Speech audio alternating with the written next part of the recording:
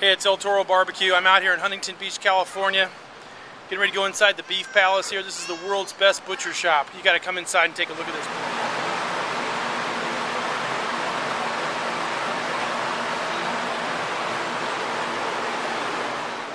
The Beef Palace has been family owned and operated since the 1800s. Because we've been here for 40 years, so consequently people have grown up and moved away, and they come back on the holidays because they do not want to spend $300–400 for a prime rib and then not be satisfied. So they rely on me to get them the highest quality available and have it aged. So actually our sales demographics are greater than the size of the city.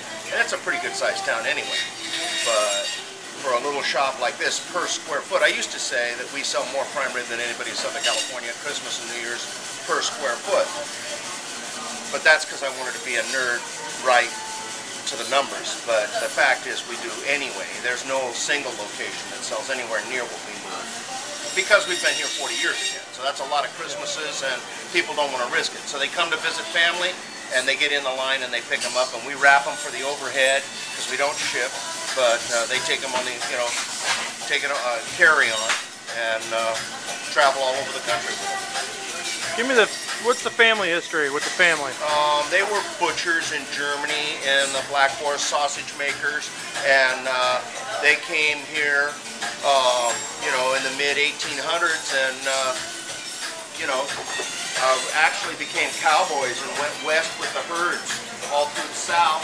And as they did that, they found out that the harder you ride and the more cattle you drive, the less money you make. The butcher makes all the money. That's where the retail is. So as soon as you get yourself a cash register and start cutting the cows up, that's where the money is. So instead of spending all that time eating dirt on the trail, you're better off living in town and becoming a meat cutter. So I'm 5 generations in my family of butchers. And all my uncles were butchers, and that kind of simplifies it. They were ranchers and cattle raisers also, and then my uncles, who I say are all butchers, were actually, they all owned supermarkets, and but they ran it from the meat department because there's more money in the meat department. Meat has always been the key to any of the, they've never standardized it. They can't even agree on the names, because 100 miles from here or 200 miles from here, traditionally the cuts of meat were called different names. So it's almost impossible to standardize and control the meat business, which makes me feel great as an anarchist. I'm not an anarchist, but as an independent businessman, great. They can't get a grip on controlling everything. Distribution, outlawed carbon steel knives. Some butcher somewhere let his knives get rusty, so in the wisdom of the federal government, they said no more carbon steel knives. So the health departments have actually outlawed carbon steel knives. Old, rusty carbon steel knives.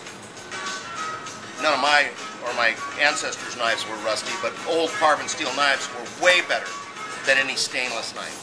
Much harder with the carbon in it. And stainless has gotten better in the last 10, 15 years, but it's still not as good as a carbon steel knife. But we've been here 40 years, so we are grandfathered in on some of this. So I have some cleavers that are old carbon steel knives back on the wall, and I still use carbon steel knives. We also have sawdust in here. They outlawed sawdust. They outlawed carbon steel knives. They outlawed wooden blocks, which I have here, and they went to fiberglass. Fiberglass gets cut and isn't as clean as wood if you clean the wood. If you clean the wood, it's actually cleaner than the scratches and the surface of fiberglass. But again, we do what we're told. You sharpen your own knives? Oh yeah, we sharpen our own knives. That always cracked me up when a lot of old butchers who retired went around and sharpened knives, drove their truck around, had all their, my dad would never use a diamond belt grinder because the knife was too valuable. And there are knives that I'm real hesitant to push down. You don't, because you'll chew them up and throw them away. And so I don't even use a stone, so I'm not a traditionalist in terms of sharpening. I do use a diamond belt, and they get razor sharp, but it does eat some of the knives up. Some of the older knives that I want to keep forever, I'm real delicate with on the diamond belt grinder. Diamond belt grinder right over there in the corner is, oh yeah. That has a carbide or diamond belt on it, and if you push down on that, it'll just make a big old whoop-de-doo right in the middle of your knife blade. So you got to be real careful dragging the knife across lightly, and it'll bounce on a new belt. So you kind of make it makes a dig in it, and then you finish it off with a steel or a stone, and it's quicker because we're in production. Yeah. I don't cut as many hindquarters either because of production costs. It's prohibitive in terms of I wouldn't be able to sell the fillets, the tri-tip, even the porterhouse any longer. I'd be drowned in the top round, the upper leg, What am I going to do with that? I couldn't sell enough hamburger to make up for it. Knock on wood, because this is a steakhouse. We sell a lot of steak, and that's one reason that my cases are set up this way. I don't make sandwiches. God bless the butchers who had to make sandwiches. That's a sign that you're going down, And so I fight the deli. And I do have a wonderful deli, and if you're a butcher and you're here listening to this, you go, hey, listen, you might have to make sandwiches, and do what you have to do to keep the door open and keep the lights on. But when you start doing that, and when you start prepared foods, when you start putting marinades all over everything and making a lot of sausage, that's not a good road to go on, because they're not going to come to you for the steaks anymore. So, and I see that locally. A lot of guys who specialize in very high-end retail meat markets, and you make prepared foods. Well, it's what they buy in lieu of what is available. So, and my dad was always against putting any sauces on any meats anyway. So, because you're covering it up. So I don't marinate chicken, and I don't grind any bird, because it's hard enough to keep ground beef as fresh and as clean as possible. See, I have my grinder in the case. My dad put the grinder in the case, so when the people come in, they can see right away what we're doing. You want to stand these two little, Sean, the Harris, stand these two little guys up in here. But my dad put this in here a long time ago. It says, hey, look it, ground now. How can it be fresher than that? It can't be. It's not possible. Unless I come to your house and do it, Yep. Salty aged. So how long is that aged for? That's about a month.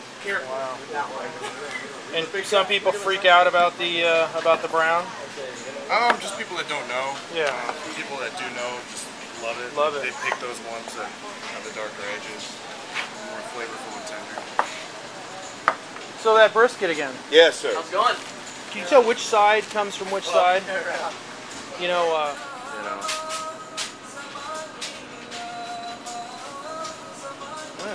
So the music, that's just getting everybody ready, right? No, I put a chill thing on this morning. There you go. Yeah. You don't trim nothing and let the guys do it. Yeah. Yep. I cut those out right there, and that's about it. We put on some John Philip Sousa music now to make up for the little Patriot music there. Turn that down. Oh, whatever you like.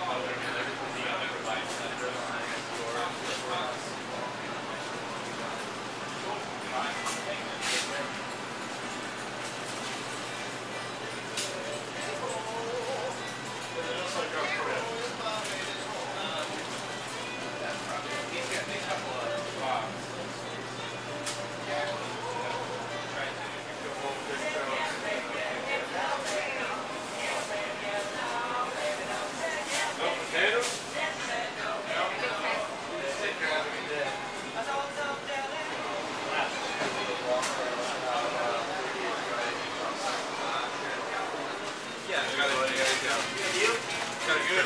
Hi, how's it going?